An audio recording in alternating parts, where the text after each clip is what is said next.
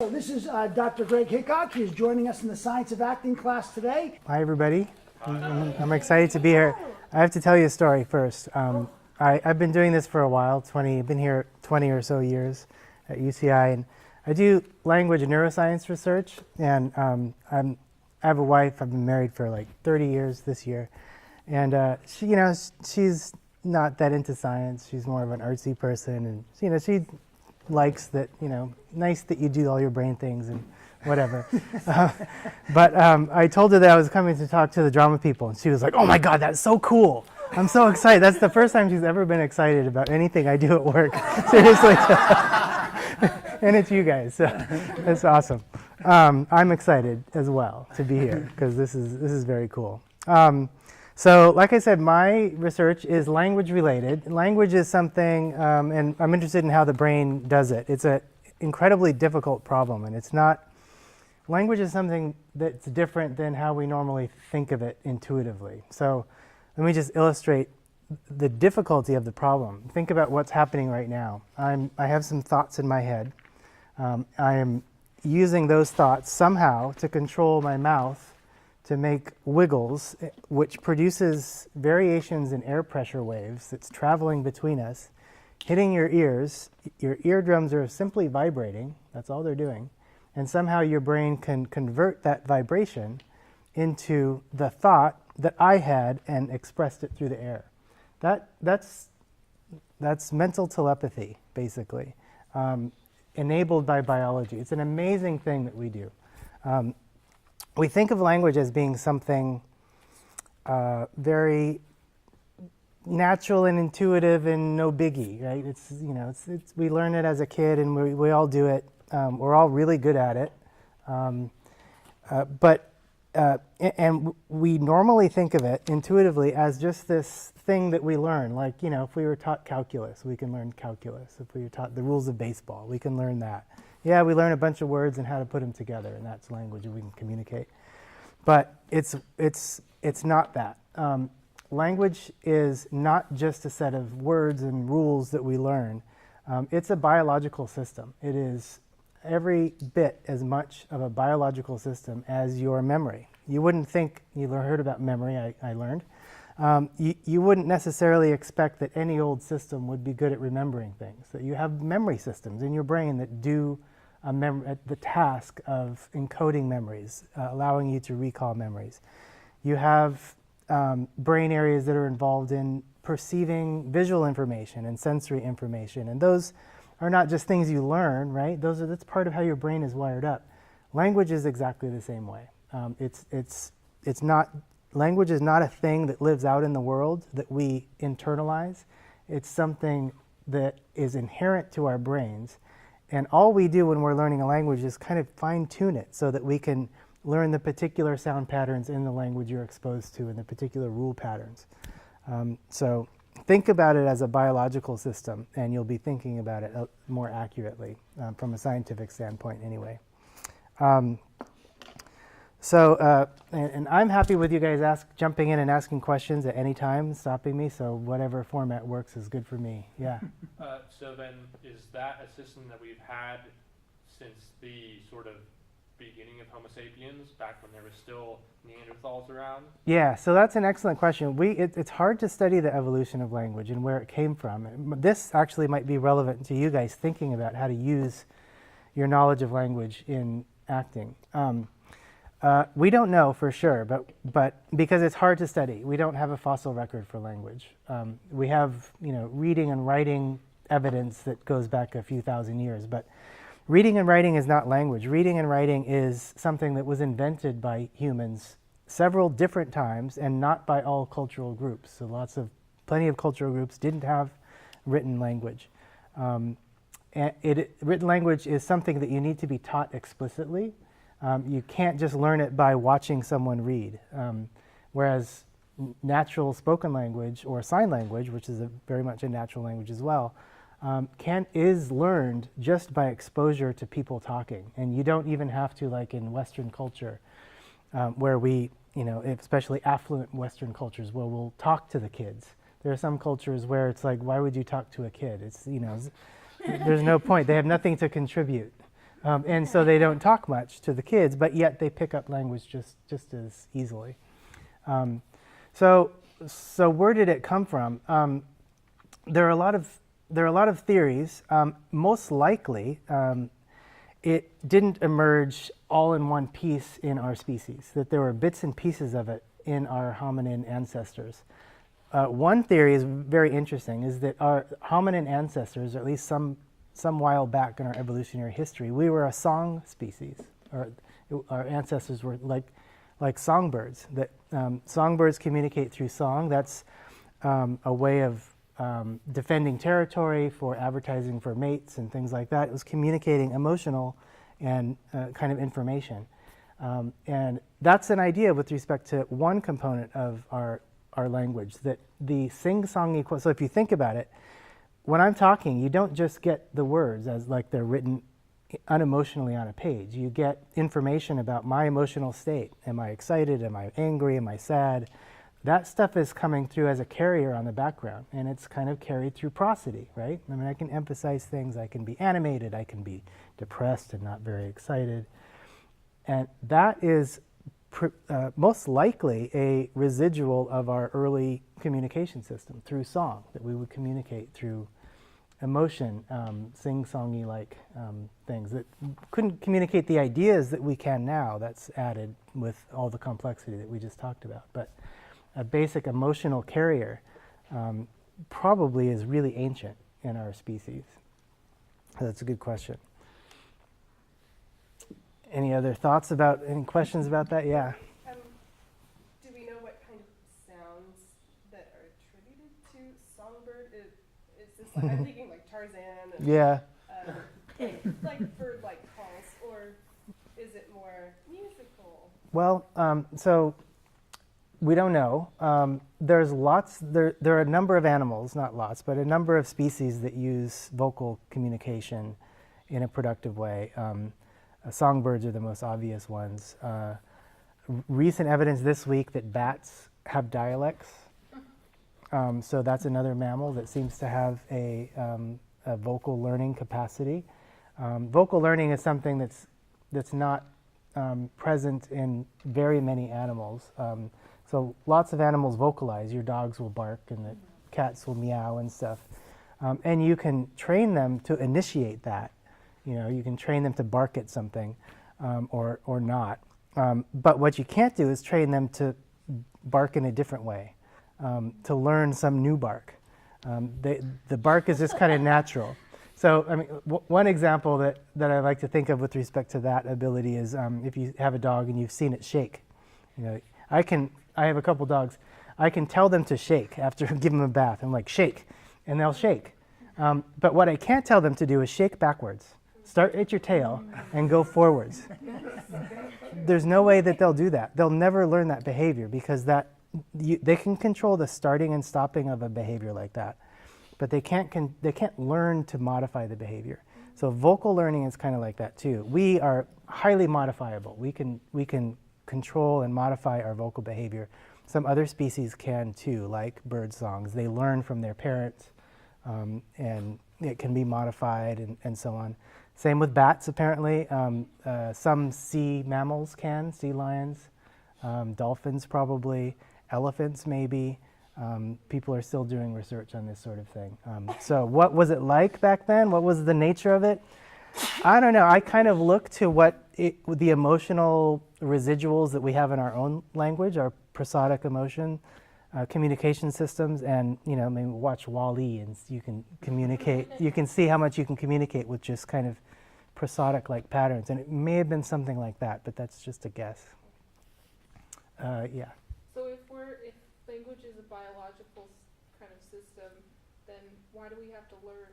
I'm like trying to make the connection between learning a language and it's in here. Right. So languages differ, right? Every language is different. Most of the differences between languages is just the words for things. So a lot of what you have to learn is the particular sound pattern that exists in a language. Like some languages have a certain inventory of sounds. Other languages have a different inventory of sounds. The classic example is the Japanese language doesn't have an RL distinction. So, we can say rake and lake in English, and those are distinguishable, but the Japanese language doesn't distinguish and ul. That's the same sound. And so a kid growing up being exposed to Japanese is going to end up learning that that's not a difference. That acoustic difference is not a relevant difference, and in fact, Japanese speakers lose the ability to discriminate between those sounds. It sounds the same. I could give you, if I could produce them, there are other examples from other languages that we as English speakers don't discriminate, and so it sounds identical. You hear people saying, oh, there's the difference between this and this. It's like, yeah, you said the same thing. It doesn't sound any different. So you have to learn the sound pattern. What's the inventory of sounds in the language? You have to learn the words for things. What's the name of, chair versus, dog versus perro or something like that. So language is just being able to distinguish things. Well, that's the part that's learned, and that's why it feels like languages are so different, because the words are all different, and there's some differences in sound, and there's some differences in the stress patterns and things like that. But under the hood, languages are really, really similar. The way that phrases get put together are similar in structure. There's differences in word order, which elements come first versus last. But the underlying skeleton of language is really common throughout, all languages that have been discovered, or that have been studied, I should say. So yeah, that's the part that's kind of inside, and the way that our brains are wired for language constrains the shape. So you have this rough shape of what language is going to look like and how it's going to be structured. And then it's modifiable in terms of the particular, which of those bits and pieces you use, how you recombine them, and so on. You mentioned mammals, but you didn't mention primates. Are they at all similar to us, instead of the closest to us in terms of biology? No, we're different. There is very little vocal learning skill in our nearest relatives. So Homo sapiens is unique in that respect. There's different brain circuit control, especially for the larynx. There's a minimum amount, or there's some vocal learning possible in great apes in terms of learning. You can teach them to make raspberries and stuff, that kind of thing. So above the larynx, there's some control. But to ask them to, vary their pitch, something like that with laryngeal control, it's like asking a dog to wag backwards or to shake backwards. They just can't do it. It's like the singing, yeah. Which there's a lot of ideas out there right now suggesting that music, the reason why music is such a big thing in human culture, which by the way is a paradox. There's no good evolutionary reason for why we like music so much. I mean, people have estimated that our species spends hours a day, up to 3 hours a day, listening to music. Probably more true of the younger folks than the older folks, but that's a lot. I mean, think about what you do. You get up in the morning, some of you turn some music on, or you're in your car, you turn music on, you're on your bike, you're walking, you got your earbuds in, listening to music. Why are you doing that? It doesn't, no, I mean, seriously, think about it. But you love it, right? I mean, we love it. It's like music, it makes me feel good. But why? It doesn't satisfy hunger. It doesn't help you find mates. It doesn't cook meat for you. It doesn't do any of these basic biological things. I mean, we can explain why we have desires and attractions and motivations for things like sex and food and shelter, because those are basic human needs. But music, it doesn't satisfy anything. Why would it be? And that paradox can be solved if music is a derivative of a communication system. So if you think about the structure of music, there's similarities between music that sounds sad and the kind of voice qualities that you would be speaking with if you were feeling sad. Kind of mundane, versus animated. Everything is up, it's brighter, very similar to music in a lot of ways. So the idea is that music is an artful use of the bits and pieces that communicate emotional information through speech and language. Okay, and it takes an artist to elevate it to a level where it just makes us go crazy, as opposed to, yeah, that's kind of nice. But but musicians have been able to do that, to really identify the bits and pieces that when you put it together in just the right way, it's like, well, my former postdoc advisor calls it auditory cheesecake. It's like taking the sweet stuff that we desire. I mean, we have this sweet tooth in general as humans because that was an evolutionary benefit. If we sought out the energy that we could find in sweet things like fruit, that it was worth the extra effort because it was provided a lot of nourishment. Now we can buy Snickers on the, at the Zot&Go, and it's readily available in large quantities, and so we gorge ourselves on sugar. Cheesecake is kind of like this wonderful mixture of fat and sugar that just elevates all those basic things. So music is kind of like that. It's auditory cheesecake in the sense that you take all these little bits and pieces that themselves are worthwhile, but you put them all together in the right way, and it's like, oh my God, you can make a restaurant out of it. You were gonna... So can you talk a little bit about let me know if you think this would be beneficial, but you said there's a structure to all languages, which leads me to believe that the structure has to do with how we perceive information in order to express it, or not.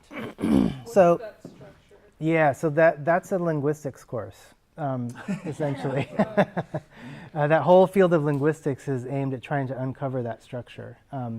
I can give you a way to think about what language is doing that will help you, kind of conceptualize that. So, like I said, most people intuitively think of language as just, a bunch of words and some rules that are out in the world that we need to internalize in order to use, which is probably what we're doing when we learn a second language. So, as you know, it's hard to learn a second language. That's probably because, for a biological reason, because the mechanisms that are in our heads as kids that allow us to acquire a language biologically have turned off. There's no reason to keep those mechanisms active because in all instances, if you're exposed to language, you're going to be exposed as a kid, you will have acquired it. There's no reason to keep that stuff going. So it just kind of, there's a critical period and your ability fades to do that. So we're probably learning a second language very much like we would learn calculus. Okay, we got to do this, we got to do that. Memorize, rehearse, go over it. So that's the typical way of thinking about it, that it's this thing out there that we kind of have to memorize and internalize. A better way to think about it is that language is kind of like a transducer. It is taking information in one format. So, what's out here in between us is just air pressure waves. And it's got to convert that into a meaningful proposition, some idea. And that transformation is, just like any other kind of transformation. Think about sending a TV signal through a wire or through satellite that is in one electromagnetic form that you have to decode and then use that to color pixels on a screen and to do all that. It's a complicated set of computations that you have to unwrap all that stuff, transform it into something else, some other format. So that's the way to think about language, that it's transforming acoustic information into thoughts through multiple steps, and it's not easy. Think about how complicated thoughts are. And that's different from language. We have an intuition that our thoughts are really part of language and language is part of thought. But most of what we're doing when we get that intuition is we're talking along with our thoughts. So that we have thoughts and we kind of talk along with it. It feels like the same thing, but it's not. It's a different thing. And I can talk about that as well if you want. But if you think about it as it transducing through a bunch of computational steps from sound to thoughts and then from thoughts back into sound,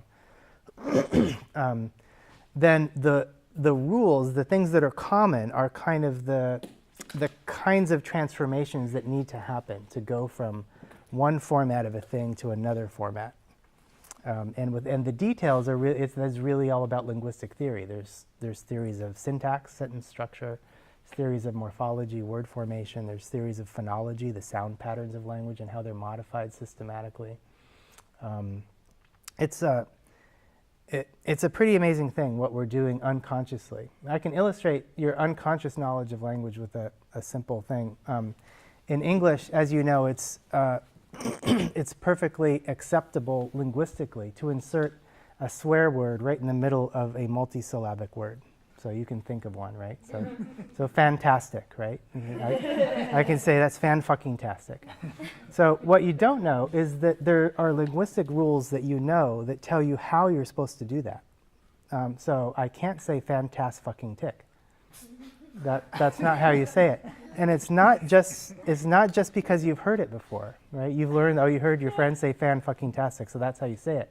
But I can give you anything. San Francisco, how do you say it? Put the San Fran fucking Cisco. Oh. You don't say San Francis fucking Co, right? No. It's not right. So why does it sound weird? Well, your brain is your brain is set up to process language in a particular way. There are rules for doing this, kind of internal mechanisms that get tuned by exposure, not changed or learned, but tuned by exposure, so that you don't have to learn every single word, and it's all done unconsciously. It's just part of the way your brain works. Like, you don't have to think about depth perception. You have to think about that chair on the wall over there. It looks this big on my retina, but I know it's really this big. You don't have to think about that. You automatically interpret it. Your brain does that computation for you. The same thing is happening with language. You already know the computation for inserting swear words and doing all these other sorts of things we do. The rule, by the way, is insert the swear word after the first stressed syllable. Fantastic. No, right before the first stressed syllable. See, I can't even, I have to think about it to get it. Fan-fucking-tastic. It's right before the first stressed syllable. San Francisco. San-fan-fucking-cisco. It's always the same. Does it work the same way with sort of the colloquial language you speak? Like, we all speak English in the U.S. Yeah. But in California, in the Valley, you speak it differently, whereas in a certain other, in the South, you speak it differently. Yeah. And you have variations of those throughout. Right. Yeah, so those are called dialects. From a linguist standpoint, language doesn't mean much. So if you think of it this way, the idea that we all speak English is a function of the wrong way of thinking about language. So we think of language as something out there, right? It's something that lives out there, and we learn it. And they learn it in the South, and we learn it here in California, and they learn it in New York, and somehow they learn it different. It's like, okay, you're messing up English when you talk like that, or whatever. And people think that. But from a linguist standpoint, language is inside, and what we're doing is just tuning it to match what's in the environment, whatever we're exposed to.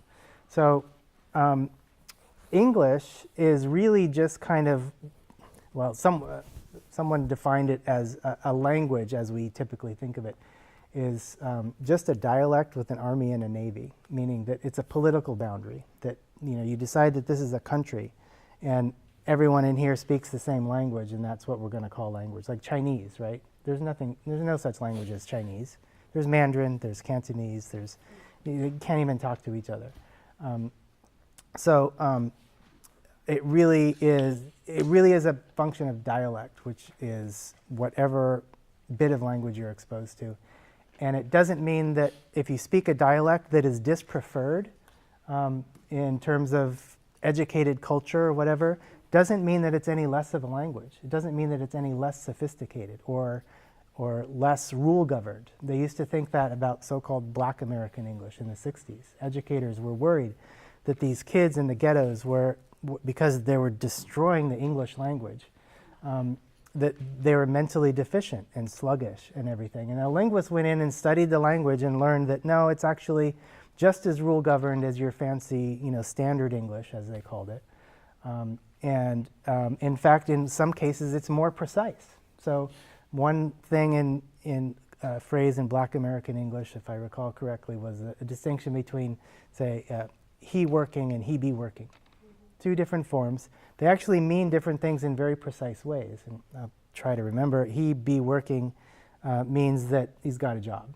Maybe not working right now. He working means right now he's at work. So I might have mixed those up backwards, but you get the idea. Whereas in standard English, we say, yeah, he's working. It's ambiguous. You can't tell he's got a job, he's, at his job now. And so, so those are just dialectical differences. And from a linguist standpoint, it's all about the dialects and what you've internalized. And Right, and I not- was wondering how those different rules come together in various different situations. in different situations, how I do you mean? Like you just mentioned, there are different rules for certain types of dialects, and different rules for different, kind of dialects. So how do those become established, do you think? Just by popular sort of... So languages evolve. That's why we evolve in a cultural sense, not in an evolutionary sense, is what I'm talking about now. So you get, if you take a group of people and you isolate them, you will two groups speaking the same language, you isolate them and let generations pass. They'll end up with different dialects. So you see that in English, the American English and say the English that they speak in Ireland, and in some cases it's really hard to understand. And so you see that on a smaller scale in dialects, and that's just due to natural drift. It is often the case that so there are patterns that emerge in a generation where they're kind of like memes that go within a generation that catch on. So, there's words that you guys use that I was never exposed to, and I have to ask kids in my class, like, okay, what are the things these days? And, I learned things like lit fam and Netflix and chill. I think you guys know what that is. So, I mean, these are things that weren't part of my dialect. They were in different ways. I mean, lit was an old word. It came out of the jazz era, right? When you were kind of a little bit buzzed, but not too much. You could still perform. That's what it was to be lit back in the day. Now it's a little different. So that emerges in a generation, and you can imagine how speech patterns and like this phenomenon of Valley Girl talk or whatever it came in the 80s, that where emerged from somewhere socially, it spread through a generation. Now imagine you took that generation and isolated them and let them replicate. you would end up with a different dialect, right? And so that's how it can happen. If you take a generation and move them from the British Isles to the colonies, they're going to end up talking a little bit different, and it drifts. Or you have some people end up in the South as opposed to the Northeast colonies, and then those drift apart. Some of those things can be social too, where speech patterns are kind of used like fashion in a way, or what's the group that you're in, you want to be in. So there's an in-group, out-group psychology to human culture, where we tend to want to be like the people we identify with in various ways, and that includes speech patterns. And so they can emerge in that way as well. I don't know how true this is, but I heard that the Southern accent difference emerged after the Civil War, like really quickly, as if it was a way of distinguishing North and South somehow. And don't take my word for it. I just heard it somewhere, but I always like to follow up to see if these facts are true, but I haven't on that one. But that kind of thing could happen. Yeah. I was wondering if you could speak more about speaking. You were talking about speaking at the same time that we're thinking, but it's kind of instinctive and it's happening at the same time. Yeah. So if you think of language as a translation system, that means that language is not thought, right? Thought is something different. Okay. So ways to illustrate this, I'm sure you guys are on stage sometime, right? Doing stuff in front of people. And I'm sure you've been in situations on stage where something is going wrong or whatever is not quite right, and a million things go through your head all at once. What do I do? Lots of things go in your head. You couldn't possibly speak that information quickly at the same time, right? Have you ever had that experience where just a million things are coming into your head? Or, you're talking to someone and you're in a conversation and you're like, oh my God, there's a whole bunch of things I need to say to you. And then you start lining them up. First, I'm going to tell you about that, and then this. Well, if you have a whole bunch of things to say and you have to slow down to do them one at a time, well, why do you have to slow down if those thoughts are exactly the same as language? Those thoughts are not so, the whole problem that language solves is taking a thought process that's nonlinear. We don't even know exactly how thoughts work, right? But it's not so linear. It's not like you have to think in sequence all the time. You can think about sequences, but it's not like you are restricted to think of one thing at a time or relations that you can't think of time, things that are not spread out in time, relations between things. But language has to come out through a serial channel. You have to do one sound, one word at a time. And so the process, the computation that happens is going from that kind of structured but nonlinear set of thoughts into a linear sequence. And then decoding that. You have a linear sequence, you have to undo that to get it back into thoughts. But because that system is so natural, we are a communicative species. It's central. You think about our culture, the reason that we're even here to begin with is only because of language. I mean, we couldn't have done any of this, universities, technology, passing down information over generations without that ability. So it is ingrained and central to our species. It's so natural to us that when we have a thought, oftentimes it's just kind of automatically translated into linguistic output. It's like such that you can even talk along with your thoughts in a lot of cases. So it feels that way. Other evidence that thoughts and language is not the same thing is you can have, language is often ambiguous, but thoughts are not. So if I say something like, oh, I saw the man with binoculars, you may not know who has the binoculars. I saw the man with binoculars. Do I have it? Or does the man have the binoculars? It's ambiguous. But I never say, oh, I saw the man with binoculars.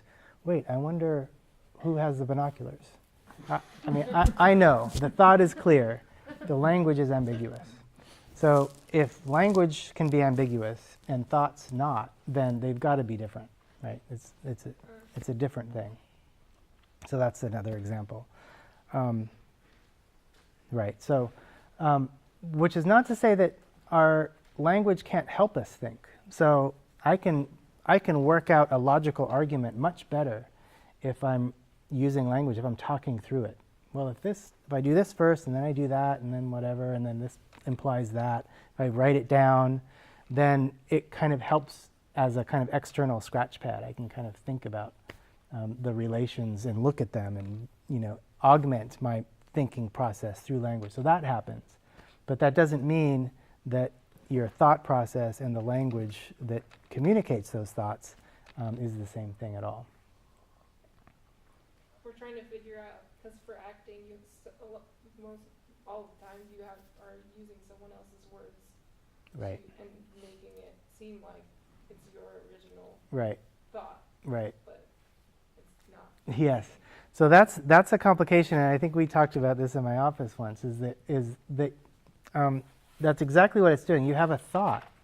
There's something inside you that's not language, and then it's getting communicated through language. But you're doing this in kind of a backwards way. You're starting with the language, and in order to make it seem real, you have to get the matching thought really ingrained in your head, so that you can.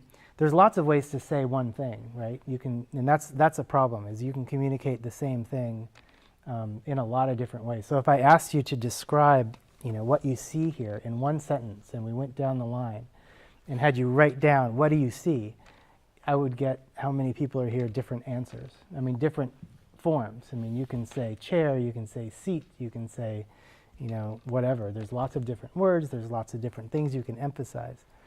But you're given a script, so you have to use that script as a prime for the actual words and the sentences that are going to come out. But don't forget to back it up. Make sure you're backing it up with the thought, which is different. What's behind that? What's pushing that information out? If you learn the script well enough, the thought is going to end, and you start with the thought, it's going to end up priming the correct, bit of script, but it's being pushed from the right direction rather than trying to just memorize it. That's from a linguistic standpoint, from this kind of standpoint, that's what you would hopefully be aiming for. Because if you just try to spit out the words, that's what that's like when you just say the words and there's nothing behind it. It's just words. And could you elaborate a little bit about potential forms the thought could have? In other words, because I think many of us, and what I used to think was that I only thought in language, right? Right. So, and maybe that's the case, I don't know, but I mean, having a thought, right? How might that be? What are the options that they would have to create a thought that would then, be the primer for the language, as you say? Yeah, you have a lot of options. I would probably want to emphasize that a lot of what drives our behavior and therefore our thoughts is not so much logic and information. That's part of it, but emotion. So just thinking about what drives human behavior, we used to think that our decision making. So basically you're making decisions all day long. What time to get up, what outfit to wear, when to leave the house. All these things are decisions, and your interactions with people. Do I get upset about that comment, or do I just let it ride? And should I go get something to eat now? All of these are motivated decisions. We used to think traditionally that humans are logical. We're smart, right? Our species is smart. So we think, well, if we can just eliminate the emotion from the decision process, then we'll be making optimal decisions, and we can, as you're all educated and presumably you're making logical decisions. That's what we think, right? It's all logic.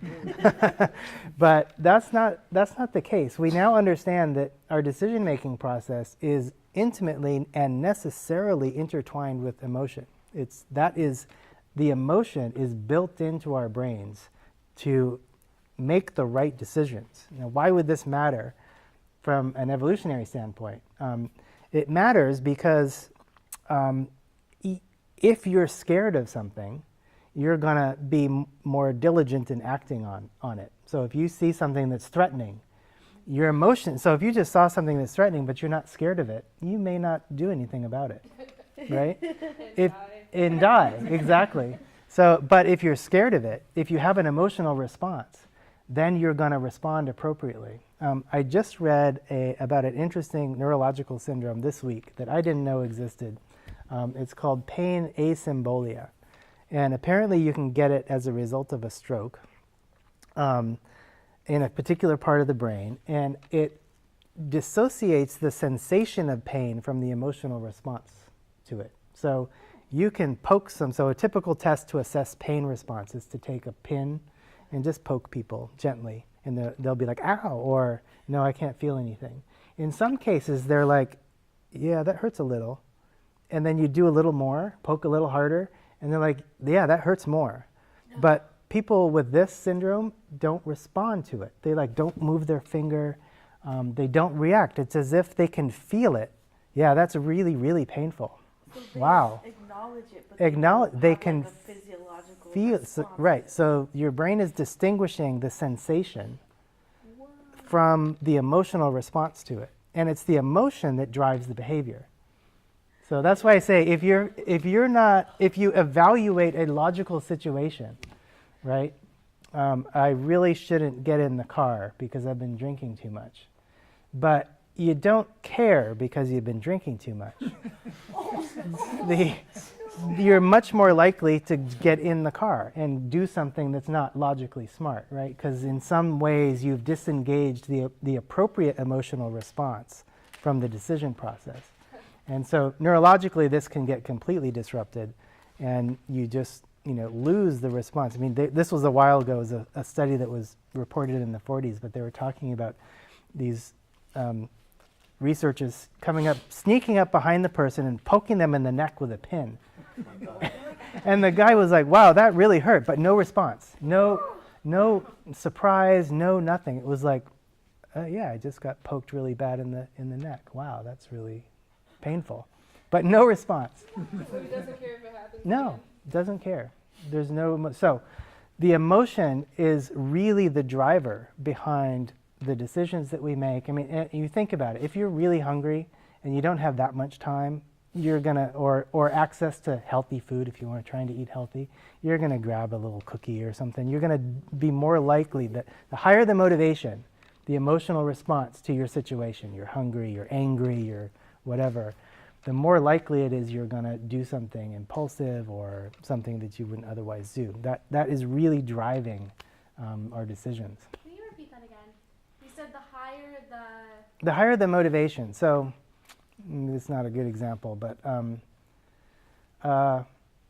yeah, I guess, I mean, hunger is always good. We get hungry, right? And if we're not that hungry, we can eat healthy. I'm just using this as an example. Yeah, I should eat healthier, right? And if you're not that hungry, yeah, I can eat a salad with a little tuna on it or something. But if you're starving, like a burger and fries, just, you know, that's what I need a burger and fries because I'm so hungry. So it's the motivation level. Motivation itself is really driven by emotion. So you're motivated to do something because you have an emotional response, an emotional desire to achieve something.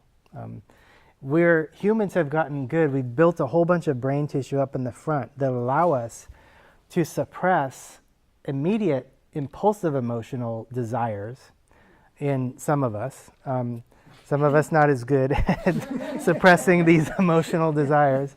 To avoid getting that immediate gratification and think about, well, I really would like to go, sleep in all morning, but I have a goal of trying to do something with my life. I should get up and go to school and do all these sorts of things, right? So motivations, that's one thing that actually our brains had to evolve to allow us to suppress the immediate gratification kind of responses and enable longer-term goals and all those sorts of things. But it's all driven by emotion. If you had no desire to be a successful actor or do whatever you're interested in doing, if that wasn't interesting to you, or you wouldn't do it. There'd be no motivation, no emotional reason to do what you're doing, to come to class, to study, to work, to memorize, to do everything that you're trying to do.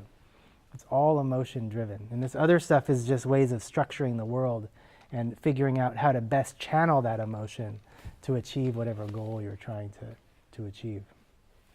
Are there any languages that are more like thoughts? Because it sounds like from what you were saying, thoughts are more like not linear. Are there any languages that reflect that?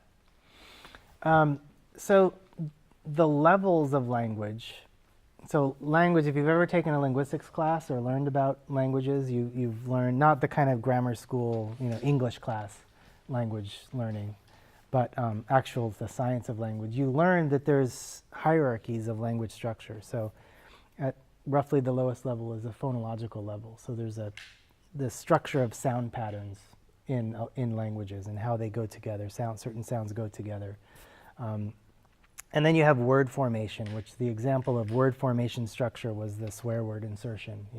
We do compounding, we do plurals, we do all sorts of complex word formation. And then there's sentence structure, which is the syntax part.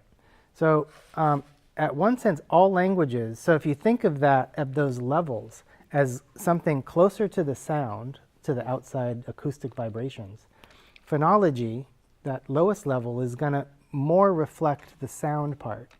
And then as you go deeper into the system, you get closer to syntax and the structure of that.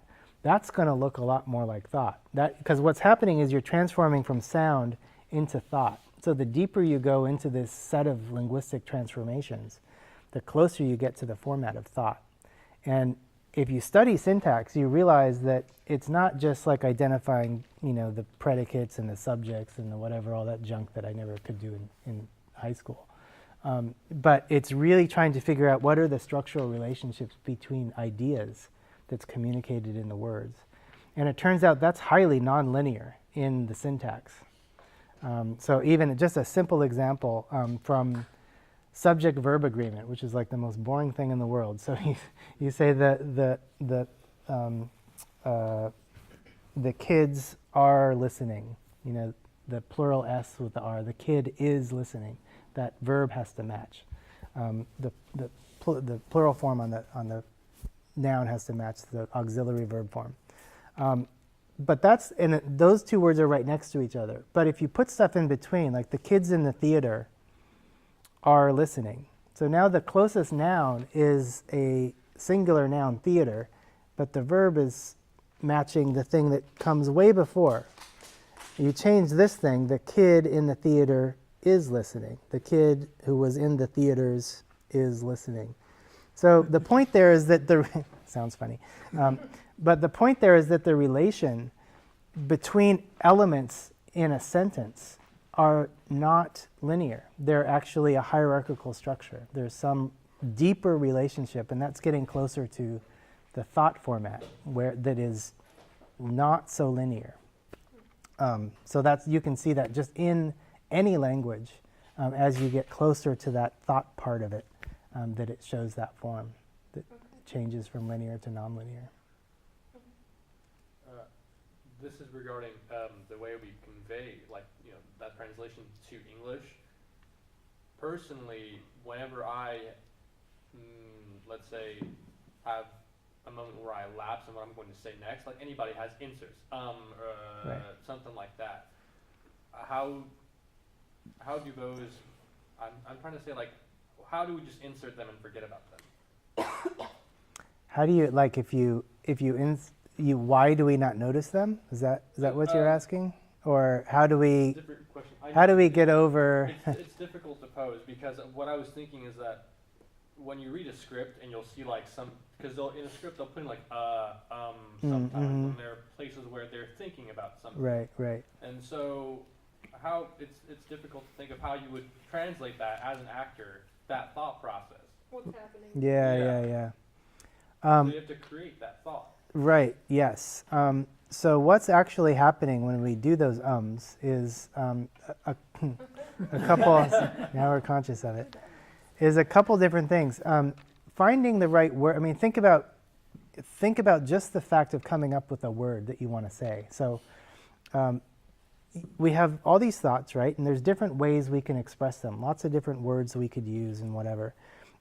Our mental dictionary for educated college-age kids, roughly like you guys, is on the order of 40 to 50 to 60,000 items. So think about, a computer would be good at this. It's very fast, finding one item out of 60,000. But brains that is wetware. It's not as efficient as computers by a long shot. And we have to nonetheless identify a particular word very rapidly. And in fact, our speech rate is really fast. And the amount of words we get out, a couple words a second typically, which is ridiculously fast. And we do it efficiently most of the time. But there are inefficiencies. It does take time to find words. We get stuck. And to fill those gaps, we use fillers like or whatever. So that is not so much a thinking thing, which probably isn't going to end up in a script, because no one wants to, no author is going to think about the linguistic difficulties of actually generating fluent speech, even though that exists. What probably ends up in a script most of the time is things where you actually have a different thought process, right? You're thinking about something. And so I would think about it in that way. Don't think about the everyday ums that we do when you're seeing it in a script. And correct me if I'm wrong. If playwrights actually put those things in to account for disfluencies in normal speech, which are prevalent. It depends on the character, because I've seen that example where a character who is not well spoken has a lot of those inserts in most of their dialogue. Yeah. Okay. So think about. So you have to know the character then, and then think about it in two ways, depending on the character. If that is a speech disfluency, then that's a struggle. That's like a linguistic struggle, and you have to put yourself in that almost stuttering like mindset, where you're having trouble finding the words. That's like not a thought thing. That's a language thing. So think of it as like a motor problem, something lower level, where you're struggling for the words, but the thoughts are there. Okay. The other kind of thing I would imagine that appears in scripts is that the character is distracted or thinking about something or worried about whether he or she should say something in this particular case. And then you want to think about what is the character thinking about? And that's, of course, going to change in your emotional response, too, right? If you're struggling to get speech out, you're just going to be like, you're going to be nervous, and there's an effort on your face. Whereas if you're thinking about something, there's going to be an emotional angst or some other kind of feeling that would come out. I would imagine that's going to show up on your face that you could distinguish. So depends on the script. Think about those two different reasons for inserting those kinds of words. How fun. What a great way to look at characters like that. It's very interesting. Do you have any other tips like that in terms of, are there any other linguistic clues that might come up about characters? Because I don't think that most authors would intentionally insert those things. I think that they would probably intuitively, get a voice in their head and write it out. Right. But it might be representative of these outcomes that, like you've just suggested. That's very interesting to me. I almost want to now go look at like Pinter or Mamet and go look at those, because they'll use a lot of those sort of things, and then play with that idea of which one is that character doing. That would be a lot of fun for any one of you to play with, and I'd like to play with it actually. Yeah. Anything else that you could think of? I wish I could come up with examples like that, but I didn't know that I had that to bring you until give you homework, the question came and I thought of it. But it's very interesting. Yeah. Tell me. Do you guys study nonverbal language, not sign language, but the way you communicate language and how that affects? There is a whole field that is interested in studying gestures and why we gesture and how much we gesture and what's the coordination between the speech and the gestures that we produce. I don't study that. I'm not an expert in that, but that's a whole field. People do that. There's a systematic correspondence between speech and gestures. It's not just random, movements. Why that coordination happens is something that I don't think I understand. I'm not sure that anyone understands, but there are probably ideas out there. In terms of studying non-linguistic communication, my own research is pretty focused on standard linguistic-y stuff, with the one kind of sideline into this interest in the emotional side of speech, the prosody and its connection to music. But yeah, there's this whole world of nonverbal communication, and when I teach my brain and language course, which I'm teaching right now, one of the first things I do is to make sure that students know that there's a distinction between communication and language. It's not the same thing. So you can communicate without language, as you know. I mean, just the way I'm dressed communicates information. Automatically, I'm not particularly formal, right? I don't come in with a suit. You can make inferences about my state. You probably could tell that I took a shower today and I'm not stinky, and that's all communicating. My body language. I met with I was interested in accents at one point, and I met with an accent voice coach up in LA who helps Hollywood folks, because I was interested in maybe trying to do some imaging studies on people generating accents and study that aspect of speech. And she made an interesting observation. I heard her on NPR, and she's fantastic. She made an interesting observation that I hadn't thought of before, and which is that when she was telling me that when she does different accents, her body changes, her body position changes, because that different accents reflect different kind of mental states in some ways. And she looked at me sitting in her chair, which I was kind of sitting like this, and she's like, "Look, you're a typical American. It's like you own the chair." I mean, look at the way you're just kind of draped over it. It's like, this is my chair. But in some cultures, imagine maybe a super polite person in an Asian culture, they would sit down, and sit like this in the chair maybe. And that communicates a lot of different information. So if you're going to do a character that has, that's in one particular kind of culture, then you would want to make sure to communicate all of it. Through every channel that you have, because then you're really communicating the full story. So yes, there's all sorts of stuff like that. It's critical for acting. One thing that we know about the way that humans interpret the world is that we're using all of our senses all of the time, right? So we know this just from speech, because the famous saying, "It's not what you say, it's how you say it," right? The words don't matter as much as how those words interact with the emotion behind it. And that's true of I mean, if I say something that is perfectly ambiguous, but I roll my eyes when I say it, that's going to cue you off. Oh, he's being sarcastic or whatever. We're interpreting all the information, and the absence of information is information. So if I tell you I'm really excited to be here, I'm just trying to communicate as plainly without any other cues as possible, but that absence of cues is a cue. So that's something to pay attention to as well, because we are interpreting a basic human thing is to read the emotional state of other humans and to figure out what they're thinking and what they're doing. And we know that humans are deceptive. It's like this deception game, right? I'm trying to get something out of you, and they're like, hey, how you doing? Yeah, could I get a couple tickets to the, I don't really want to be that nice to you, but if I'm really nice, but then you know that. I might be just being nice to you because I want something. And so there's this kind of, what's really going on? And so we're constantly trying to read each other and to understand what's the real emotional motivation behind what you're seeing on the surface. So if you don't play all your cards with a character, you're gonna tip the audience's hand to say, oh, it's not real. That's not what's being communicated. So what you're saying? Go ahead, follow up, and then. So what you're saying is like kind of like emotion and intention. It sounds like they're the same thing.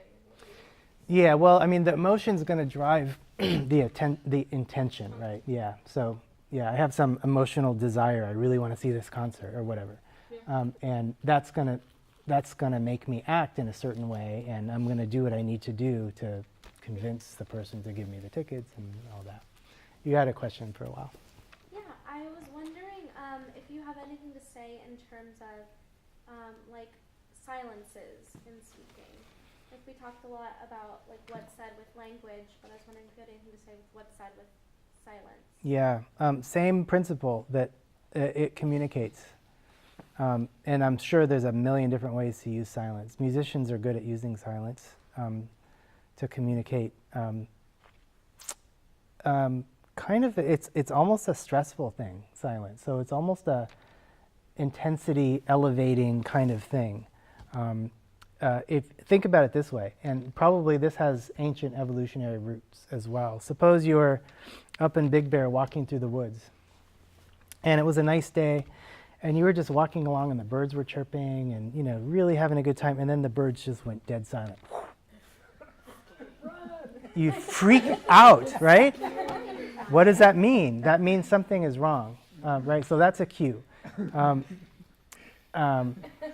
You can communicate a lot with silence. I mean, you know this from speech, right? If you're, your boyfriend, girlfriend, your whoever, your teacher, is upset, and they just kind of go quiet on you, that's a bad thing, right? So pauses. I mean, think about what musicians do. Listen to music that's intense, and think about the mechanisms that musicians, composers are using to increase intensity. Oh, this is a piece of music I'm listening to, and why am I so tense? What's going on? A lot of those you could probably translate into speech patterns and use some of those. Why don't we rip off the composers and translate that back into speech and use that to communicate an extra intense emotional experience. Yes. What about tangents?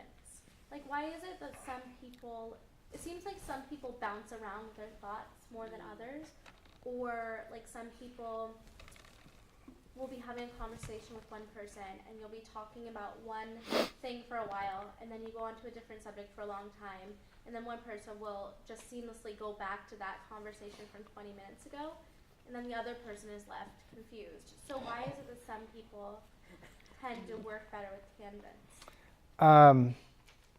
I have no idea. There's variation. Human attention, cognition, all these things are kind of on a spectrum. We see it, we hear about spectrum in certain disorders, autism spectrum, whatever. But, you can think of, with respect to bouncing around, you can think of, attention deficit problems. In severe cases, that makes it really hard to stay on track, and you bounce around a lot. So maybe people who are a little bit on that spectrum and leaning towards the bouncy side will tend to go off topic and stuff. By the way, that probably is not a bad thing if you're, an ancient hunter-gatherer. Having the ability to disengage and listen or do something else and think about other things was probably a really valuable trait. It's really bad if you're trying to learn math in a classroom for an hour. But, so we probably impose some of that on ourselves.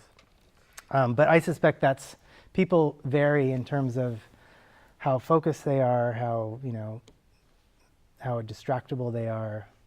I think and you probably noticed that I will go off on a tangent and then come back and finish the thought and answer the actual question, which I'm really happy that I'm able to remember the actual question most of the time today.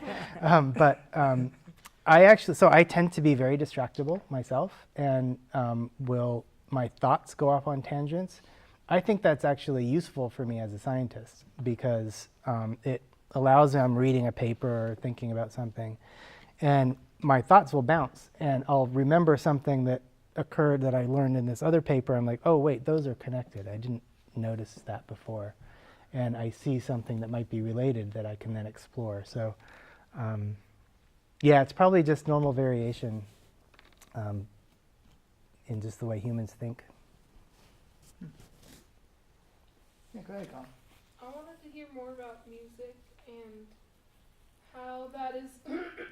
I know you said it's a theory, but I was wondering if it's supportable or if you can see examples of it today in the ways.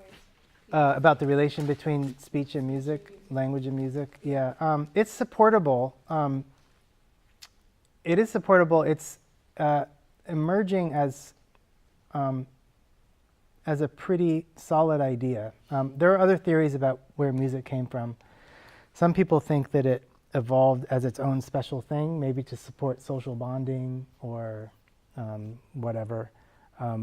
I think that it's quite related to speech, an early stage of speech, mixed with a bunch of other things. I think what confuses people sometimes is they expect all of music to be related. When people talk about its relation to speech, they may expect that everything in music is relatable to speech and language stuff, but that's not necessarily the case. So for example, the silence example, that's probably a result of just interpreting the world, or the world. If the world goes silent, we get worried, and so musicians can take advantage of that kind of thing.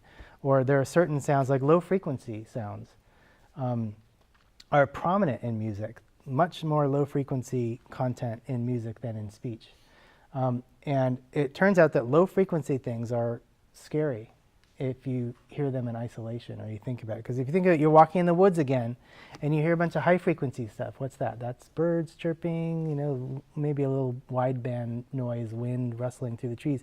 If you suddenly hear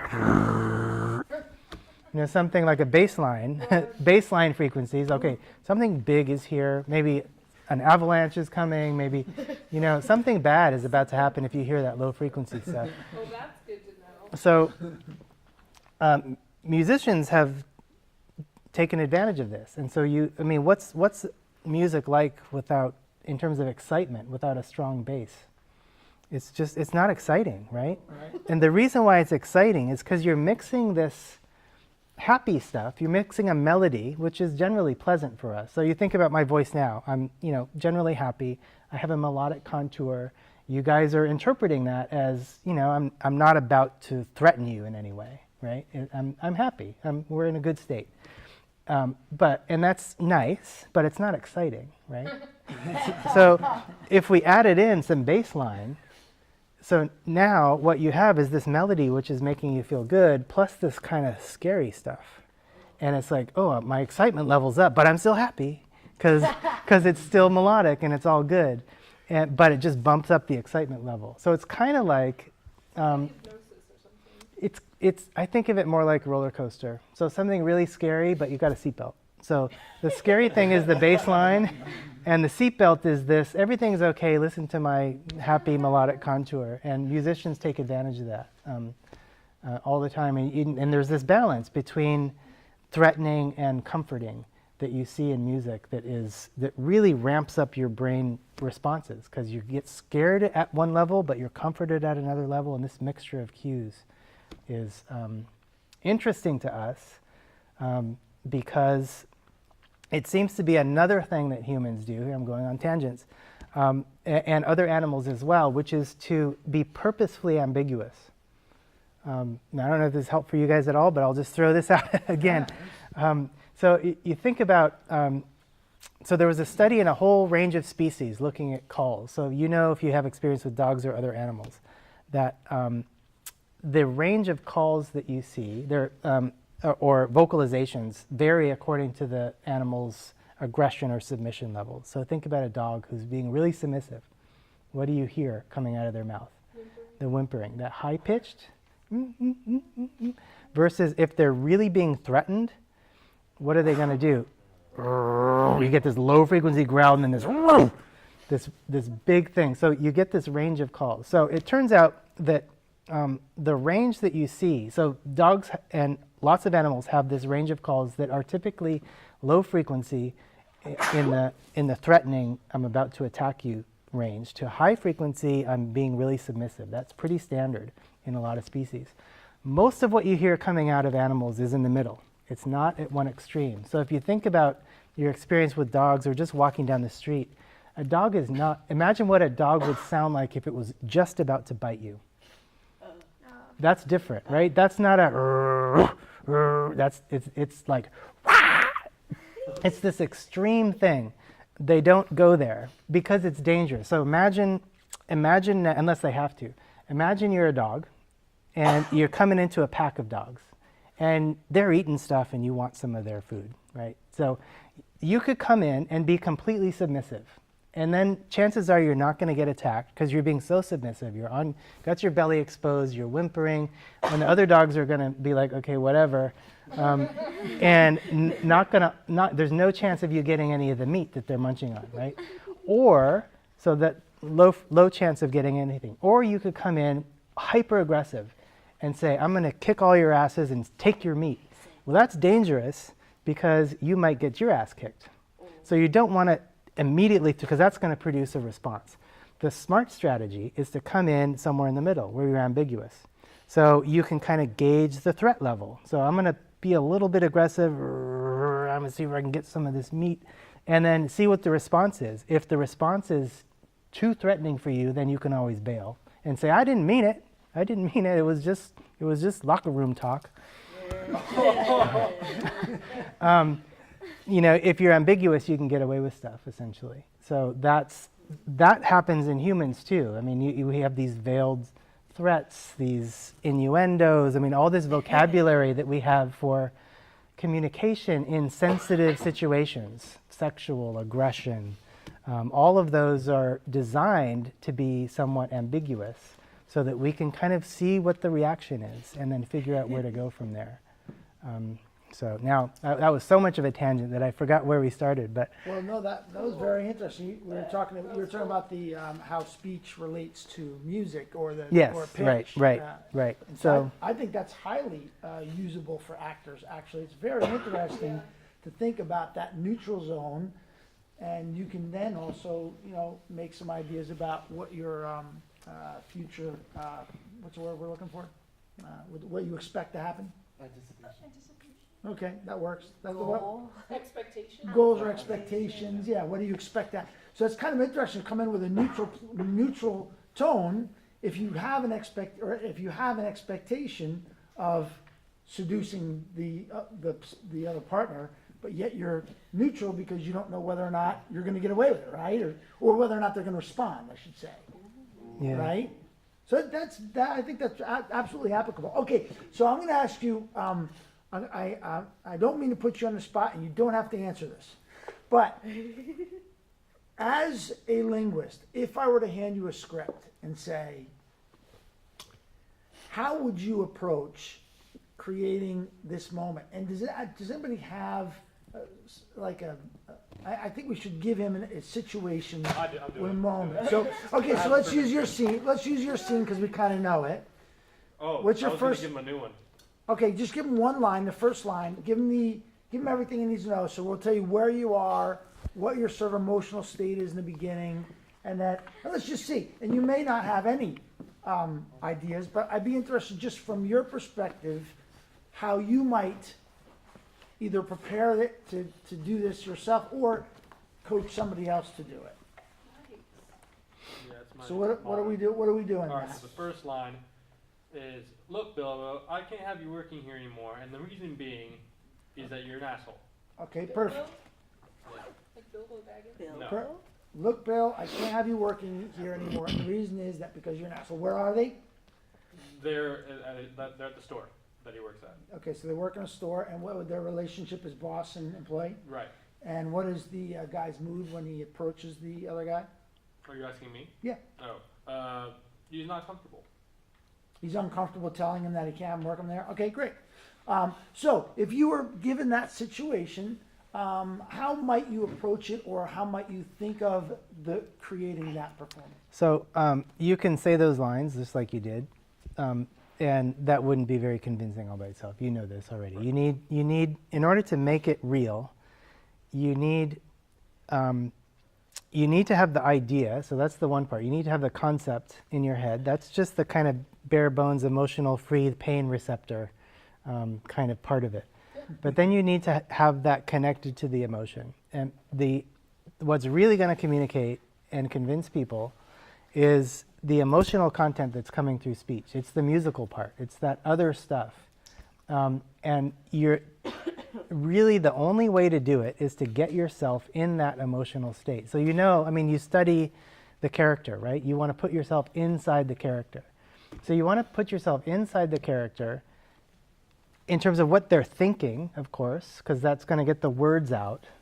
But you also need to get inside and feel that character's emotion. You have to. Otherwise, it's going to be fake. I mean, probably better than anyone that a fake smile is distinguishable from a real smile. You can tell. I mean, and the reason for that is that those are different brain circuits. You're using a different system. Aspects of language are differently controlled by emotional circuits compared to purposeful thought-based circuits. So it's common in people who've had strokes and lost the ability to produce language to a large extent can often communicate emotional language quite well. So you have people struggling to say a single word and they're just like, ah, shit, no problem. That emotion is coming through. And so for that particular thing, I would think about, as a process, what I would think about is what's going through their heads, what's the backstory, what are the things that are leading up to this, what's the mental thought state, okay?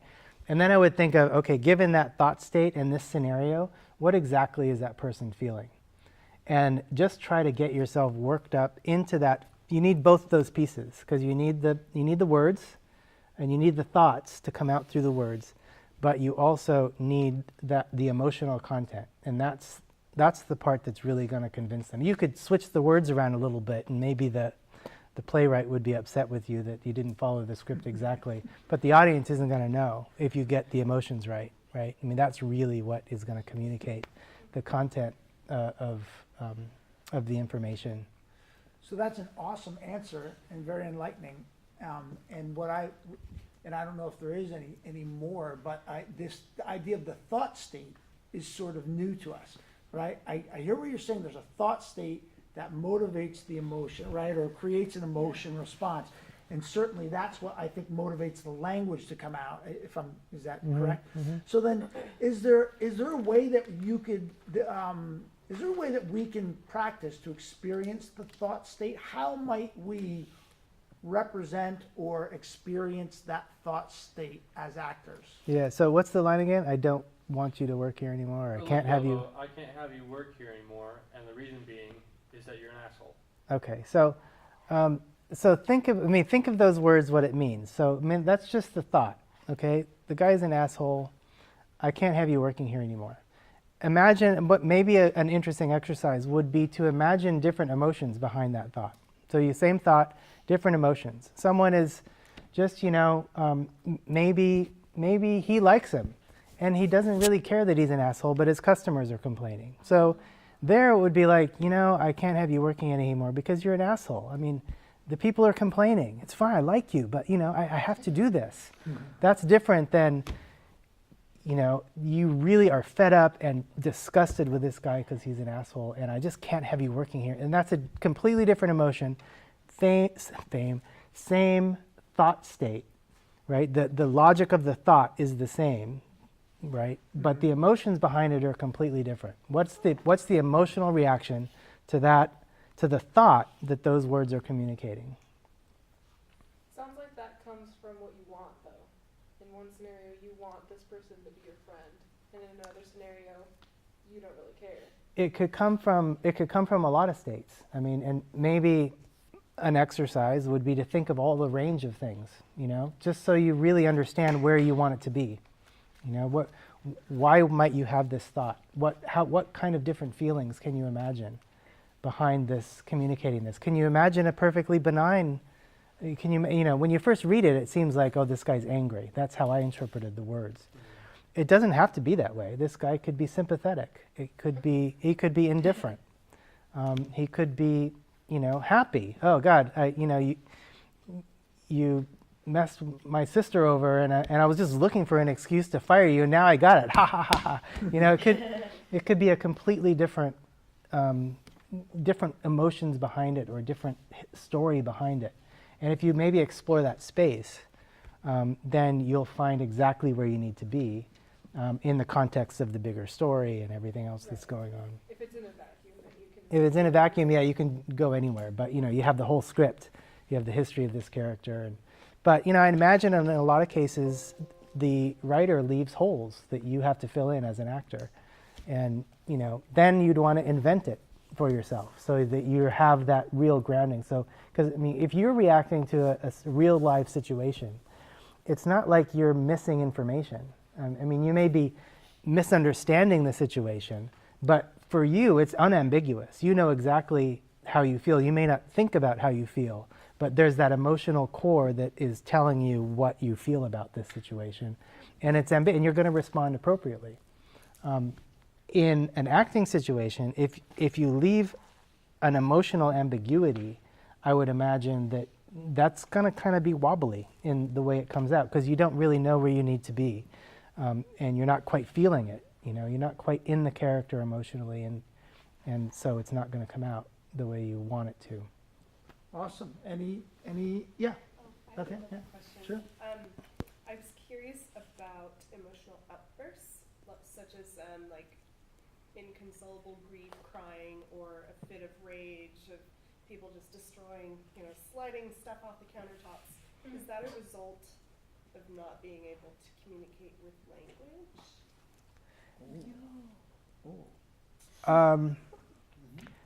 I can't express myself, so I'm going to throw this table across. Yeah, kind of like Yeah. children when they get into tantrums and... Yeah, because they're- yeah, oh, yeah, certainly, certainly it is a way of communicating. So, how many of you have thrown a fit like that, or at least a mini one?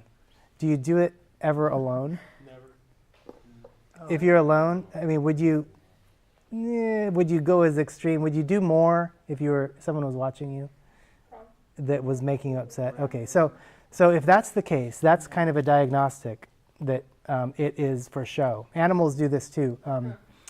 An animal that's like a baboon or something that's getting beat up by a dominant other animal will make a bigger fuss if there's other people around who might save them.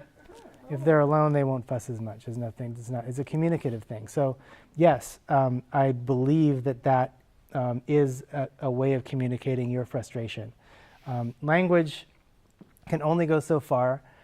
We have ways of enhancing the language. It's known as swearing, to communicate additional information, emotional information. I mean, that's what swearing does for us, is it communicates additional emotional information. That's why we react to it the way we do, right? I mean, I said fan-fucking-tastic, and you guys went like this. That's because that's an emotional element. It's like a baseline. It's something added that we use to express additional emotional content. And it's no coincidence that all these swear words are related to things like sex and infidelity and, religion and things like that. Those are really emotional topics, and so that's why they're used as swear words. So yes, that is another form of communication where the language isn't working. You're swearing, you're upset, but it's just not doing enough, and so you need to take it to a different level. What about crying? Like when people cry, a lot of the times they're crying alone. So is that just a different? I don't know. I would be interested to know whether, how much crying is communication. Certainly we cry alone. Yeah. Maybe it's I like suspect that our crying would be modulated, affected by the people around us in different ways. So, if you're crying in front of the person who's hurting you, you might want to show that so that they'll stop hurting you, right? Whereas if that person leaves, you probably recover a little quicker and stop crying. If, other situations around people, if you're crying because someone else hurt you and they're not there and there's a bunch of people who aren't involved, then you're going to really suppress the crying. So, but yeah, sometimes you just cry alone, and I don't know how much of that is. I don't think it's really understood. Some of it may be emotional release in some ways. Some of it may be communicative. It could be this mixture of things. Awesome. All right, well, I want to be respectful of Dr. Hickok's time because he's already spent extra time with us. Is there anything else you would like, is there anything anything else you'd like to share with us in terms of how to approach a script? No. But I would like to say, I did this as a favor. You asked me to do it and I came over, but yeah. I like it. This is fun for me to talk to you guys. And it's interesting for me too. So, I learned stuff just talking to you, and I've always been a big fan of the arts, and my kids have been in drama. And so I'm really happy to talk to you guys anytime. Have me back. Awesome. I'm willing and interested in talking with you guys in the future. So wonderful. Thank you so much for your time. Thank you guys.